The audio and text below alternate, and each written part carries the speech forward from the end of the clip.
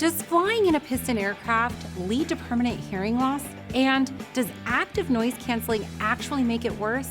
Let's find out in the hangar.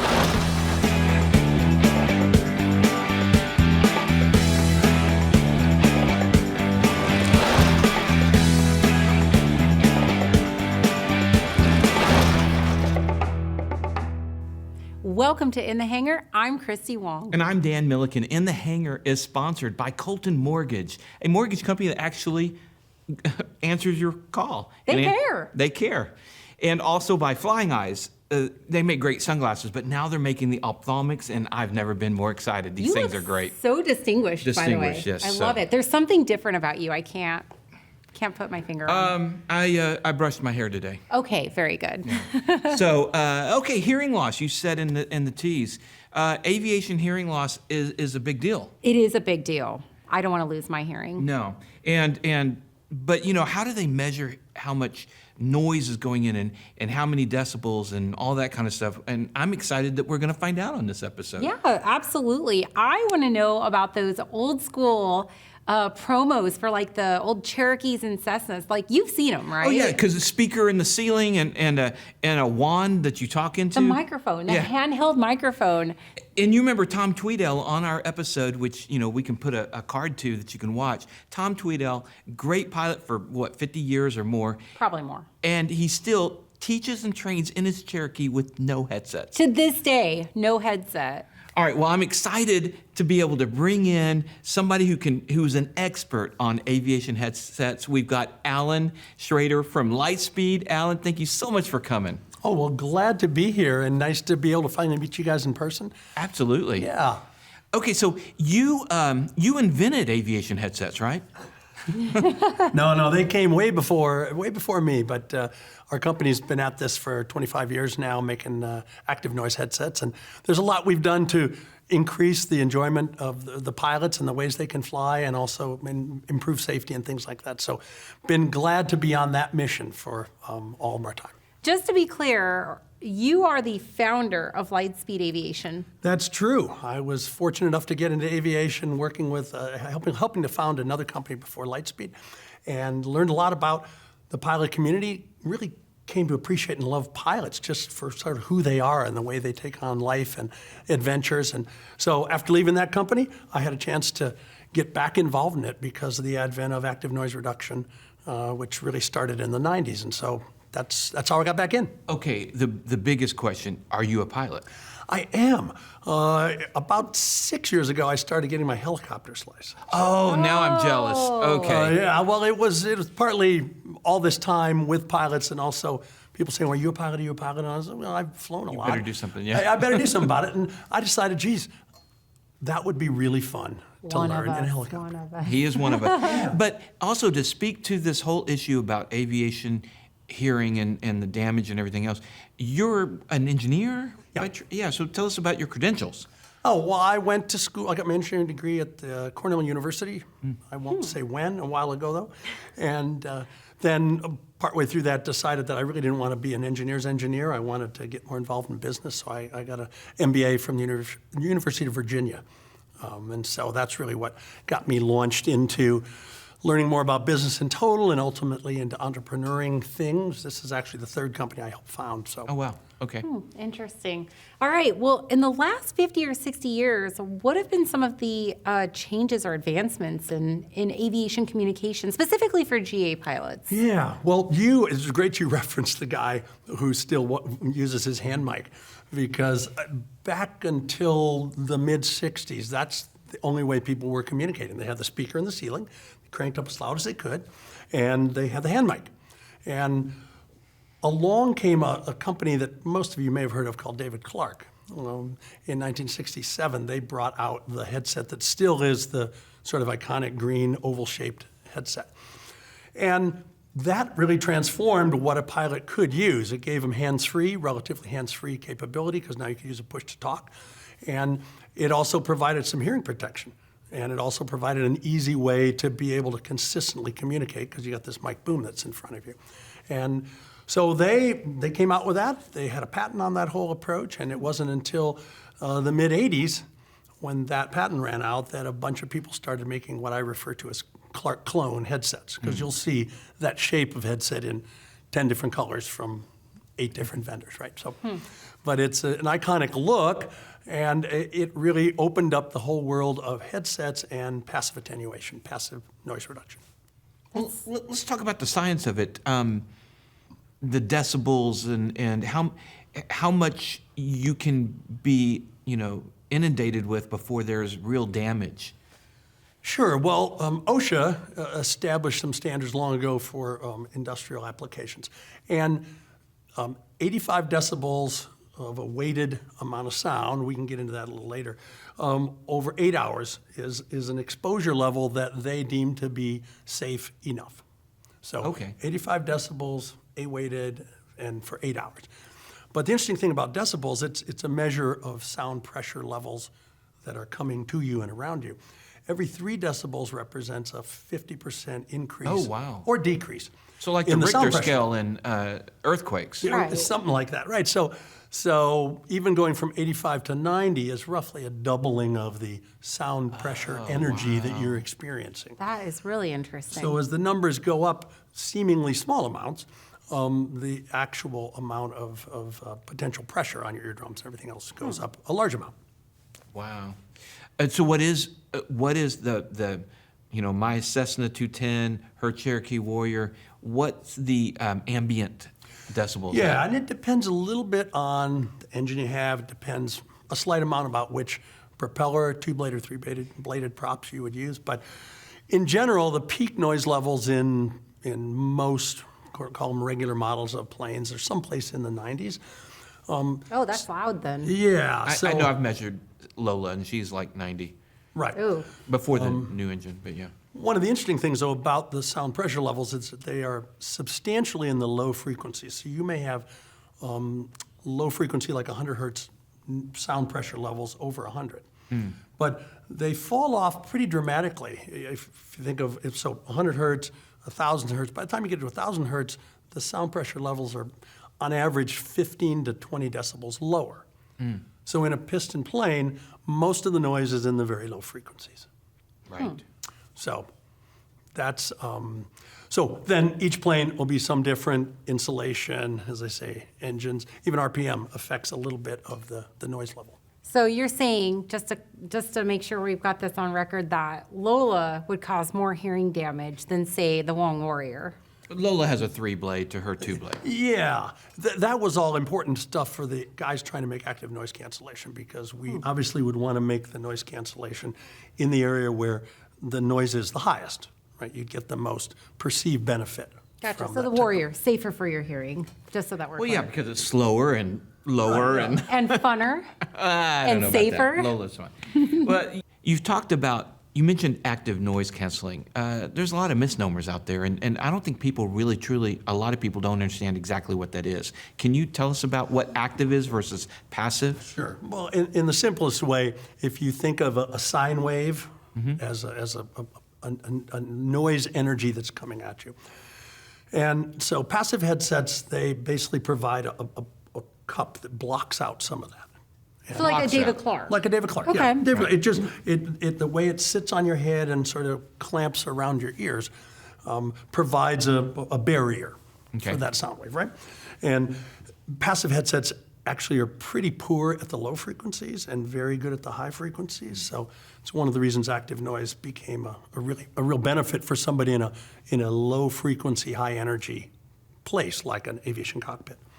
But so active noise actually has a set of electronics inside of it and a speaker and a microphone. And so inside, the noise that gets inside the cup, the microphone listens for that noise, sees what that noise is, and it talks to the electronics, and the electronics put out the opposite sine wave, right? So if you had one sine wave that had a peak and a valley and a peak and a valley, it would put out sound energy that creates a valley where there's a peak and a peak where there's a valley.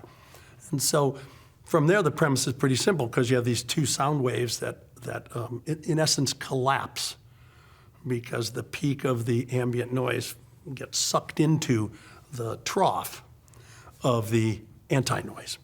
So That is interesting. yeah, so it puts out an anti-noise signal that has to be aware of and watch what's happening with the noise signal, right? So does that actually cause any damage to our hearing? I've seen on some of the forums and stuff previously where people actually think that active noise canceling causes damage in itself.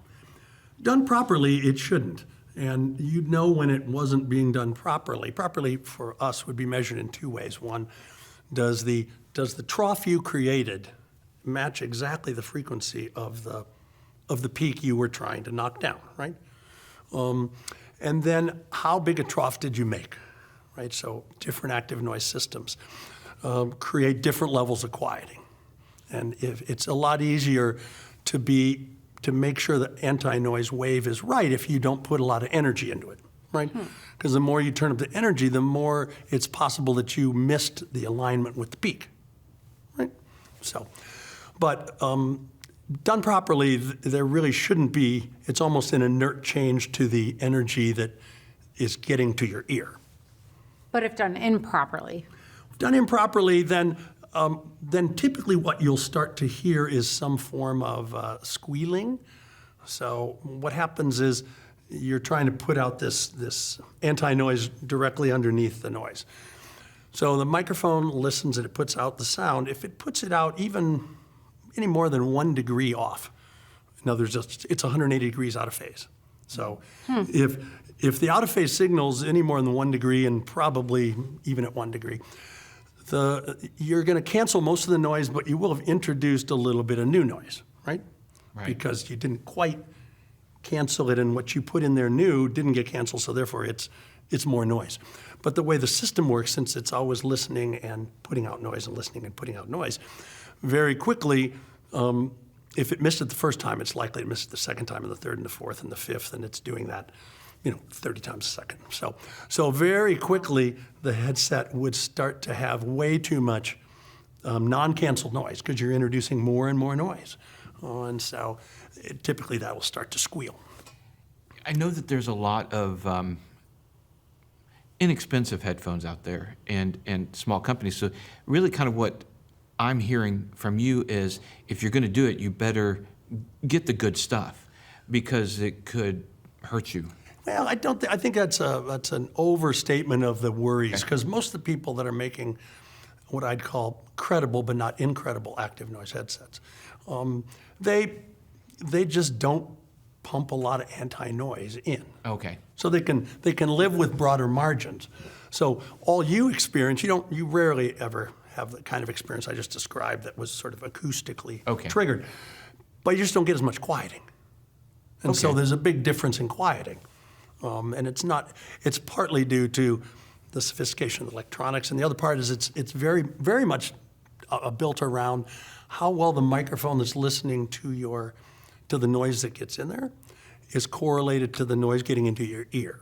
Right, so if you think about it, you got your ear. If you could jam that microphone down your ear, it would really hear everything that's in your ear. Be very uncomfortable, but Right. And so the proximity of that microphone to the ear opening helps to create the best overall cancellation experience because the microphone, if it's better correlated to your ear, will have the noise that's more in your ear. Right? It's just you just get better data going in, and better data going in allows you to create a more robust cancellation profile. So, Well, and I have to say that I see advertisements and marketing all the time where they'll say, well, it's passive noise canceling, PNR or whatever, PNC, and to me, I'm thinking, well, isn't that just nothing? well, it is what the David Clark headset did, right? It blocked out noise. So all the keeping headsets, noise out. until active, if it's not active, all of them are passive. It Correct. reduces. So in that instance, it reduces it versus canceling. I just don't know why they put in their marketing passive noise canceling. Well, because if they're not making active headsets, they have to get on the noise cancellation bandwagon, right? Oh, okay. Yeah, So at least they're using the words noise canceling. Right. In the old days, when I was making a Clark clone passive headset in my first company, everything was about the noise reduction rating. Sometimes you'll see advertised an NRR, which is and David Clark had done a great job of creating a good standard that was semi-difficult for people making clones to keep up with. So that's really where, often I get asked the question, well, what's the NRR rating on your headset? And the answer is, we don't have one. Because it really isn't a very good indicator of what you'll experience as a pilot from a quieting standpoint, and specifically from an improved intelligibility standpoint. So I mentioned that active headsets, they do a great job of canceling the noise where there is a lot of noise. And passive headsets do a poor job of canceling the noise where there's a lot of noise. A David Clark headset at 100 hertz cancels maybe 14 decibels, and at 2,000 hertz it cancels 40 decibels. So it's doing a great job out where there is not that much noise. And so that was the reason active noise reduction became such a big thing for pilots, because it's providing substantial attenuation where there's substantial noise. Okay. So bottom line, should people only be focusing on getting ANR headsets, or are passive headsets okay in standard GA aircraft? Yeah, I mean, I think they're okay. The two things that active noise give you, and the more of it you get in an active noise headset, the better. It improves your intelligibility. In other words, it's not just that it's quieter, but it turns out speech intelligibility, there's something called the masking sounds. And low energy masks our ability to understand higher frequency consonant sounds, the softer sounds. And so the ear just sort of shuts down when it's getting too much bombardment of low frequency energy. I've experienced this before. Yeah, and so when you turn on the button and things get a lot quieter, not only is it just quieter, which is nice, which would make you hear better, but you now can differentiate the consonant sounds super more clearly than you can when you just have a passive headset. So communication's improved in an active headset. The other thing it does is it reduces your flying fatigue. Now, you guys, if you've flown very many hours in a passive headset versus an active one, when you land, you're just fresher. You're just fresher, and it's because that low frequency energy, which the body and the brain is trying to process, that gets in with a passive headset and not so much with an active one, makes you work. I mean, you don't know you're working, but you're getting tired flying in that kind of a noise environment. So the old school pilots that do not use headsets and still use the wand and the speaker, it's a fatigue issue. It will be a fatigue issue for sure, and for most, if they're really experienced, maybe they can just read between the lines on what the ATC is telling them and things. They've sort of done enough of it, they almost know what they're gonna hear, even if they're maybe not hearing it quite as well anymore. But definitely higher level fatigue in a passive headset world. Interesting. All right, well, what's the future for aviation headsets? Well, I think, I and our company was a part of driving a shift from uncomfortable passive to very comfortable active with a lot of additional things that had been added on for features. When we started out, the first active headsets had 6 AA batteries, or they had to be plugged into a panel to get their power because they use up power. And we came out with a headset that had 2 AA batteries, and soon thereafter also provided auto shutoff as a feature, because if you're using batteries, invariably, you forget to turn them off. Yeah. And so, but that's one of a series of features that have become sort of ubiquitous in active noise headsets. They all have auto shutoff. Now all of them have Bluetooth. We were the first people to bring that out in 2007. As a way to, again, create a little more enjoyment for people, because they could now be able to listen to music, either plugged in or wireless. But also it's a nice feature for calling for clearances and things like that when you're on the ground, if you've ever tried to do I've that. used it. Oh, I've used it when I was flying the Citation. We'd go out to these little airports in South Texas, and there's no ATC, but it's IFR, so we have to get our IFR clearance on the ground, and I just make the call, and it goes right to my headset. In the old Perfect. days, they'd sort of jam your headset, your little flip phone. At least it fit a little better up there than the big phones do now. But so there have been an array of things that we have introduced that have sort of become the standards in products. So. Anything you want to tease us about on the future? Well, I mean, so people always at shows and everything else say, okay, well, what's coming next? And we always say, well, yeah, we'd have to shoot you if we told you. Please don't do that. That's right. So we want to all live through this.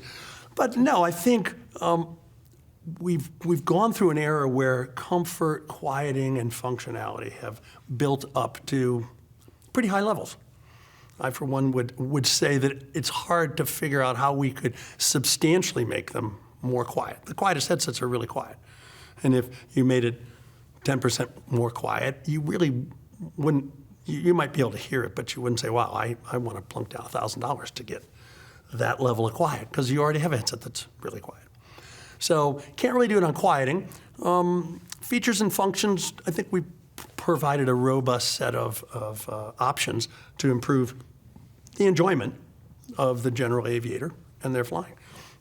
So I think the next frontier, we have to be able to keep up with all the things you're seeing relative to improved connectivity, improved safety, pilot safety and piloting safety. That's maybe the frontier that can next be expanded on. Changing from just a really comfortable quiet headset to something that delivers more connectivity of the pilot to his machine and greater levels of awareness of the pilot and his safety elements. Awesome. Well, thank you so much for joining us. We're extremely happy to have you, and that was a lot of information, honestly. Was. Alan, thank you so much for coming out and joining us on the show. Oh, great. No, I'm glad to be able to do it, and hopefully people have gotten a little more of an education about stuff that they want to know about. So Absolutely. thank you so much. You bet. All right, guys, I have to tell you that I bought Lightspeeds as a student pilot, the Sierra. I knew noise canceling was important, but I didn't have a lot of money, so I got the entry-level noise canceling. Love those Sierras, and I have gone through them quite a bit. So I am not sponsored by Lightspeed. We're not sponsored by Alan. So I can tell you as a customer, love their products. So tell you what we'll do is in the description below, we'll put an affiliate marketing link. You can help us out at taking off. You can help Lightspeed out if you order your Lightspeeds down below at the link. And we appreciate you guys, and we'll see you next time. In the hangar.